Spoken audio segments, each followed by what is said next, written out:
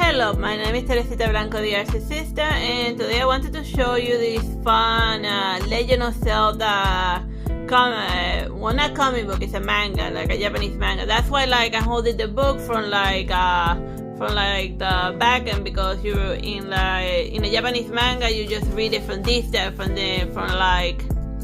right to left instead of left to right. So once you get past a little quirk, it's like a very amusing one. And then here we have cute little Zelda. So yeah, the first couple of pages of this Legend of Zelda graphic novel is drawn with fancy colors. And the main bad guy for most of, bad guy quote unquote, for most of the comic book is Shadow Link. And anyone who's played the Legend of Zelda 2 knows that he's a formidable opponent. So the gimmick of the four swords is it splits you into four versions, but you still need to have all of the four swords nearby in order to actually take any damage. So it's gives you a Shadow Clone Jutsu type of situation.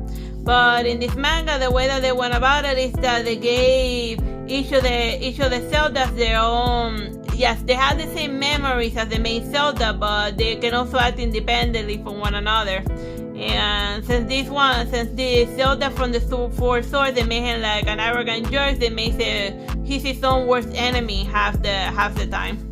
So then over here they separated into nice colors, a la Ninja Turtle style. If you think of it, they got the green, the blue one, the purple one, and the red one. But they still had just the same personality and memories of the main one, but yeah. And then here's the Zelda going about, well, not Zelda, Link. This is Zelda. Most people forget that the Zelda is the princess, not Link. You know, over here it shows a little flashback that they grew up together as children because, and then just going about their business until Shadow Link shows up and steals the princess away. The way that he shows up the first time is kind of amusing, you know. You see the shadow forming, and then there's Shadow Link, and then it be I'm the hero Link. He said what? And then just Shadow Link being very swift and whatnot about taking the little princess, and they said bye bye. I take this that belongs to me. So then he decides, in order to go rescue the princess, to take the legendary fourth sword. But the problem is that when he takes the sword, it also unseals a demon that was sealed away. So the glass is half full. And then over here, see, he draws the fourth sword and then he splits them into four links. But they all have the same memories, which for this guy, for this Link who's a little too used to being independent, he's not good with the teamwork. So then just having four versions of himself just ends up being counterproductive for most of the trip. I don't know if it follows the four sword story, because I remember, I seen gameplay footage of if this was the Ocarina of Time or obviously Majora's Mask, then I would be able to tell you if it follows the plot or the video game better. But since it is the four swords, I'm not too familiar with that Legend of Zelda in specific. But I have seen the gameplay footage, and back when I was visiting a friend, he played the game, and I just saw only the beginning the beginning area. So usually the four sword guys, they used to they don't wander too far from Link. So the fact that they gave them, and when he's talking, it's usually the green one talking. So it's kind of creative that they made the four links each their own individual identity, their individual self. And then eventually, so then there's a bunch of boss fights here and there. And then eventually they get separated. And even Shadow Link picks up one of the other four sword links to turn them into the dark side. Just stuck evil thoughts into his head, so so then they just become separated. And since they become separated, then each of the links develops a different memory by going on their own individual adventures and then reuniting later for the final boss fight. But it's just like, and then they also gotta fight Shadow Link in order to gain the purple one back.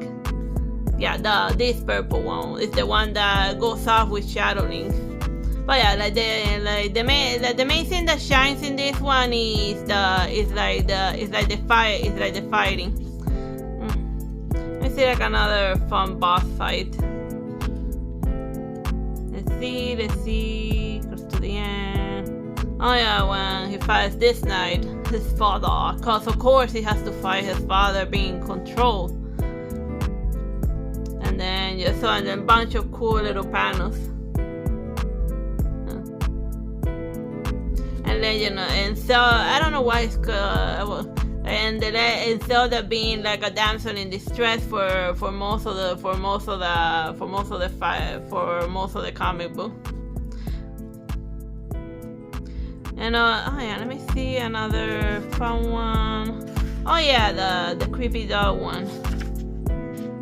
Oh yeah, they get absorbed into this fight and then they go off into a different realm where they're like fighting weird puppet creatures, and then those who stay inside so long, eventually they get turned into dolls and other toys, and then they gotta go deal with that type of weird demon monster that comes with its own different arena fight.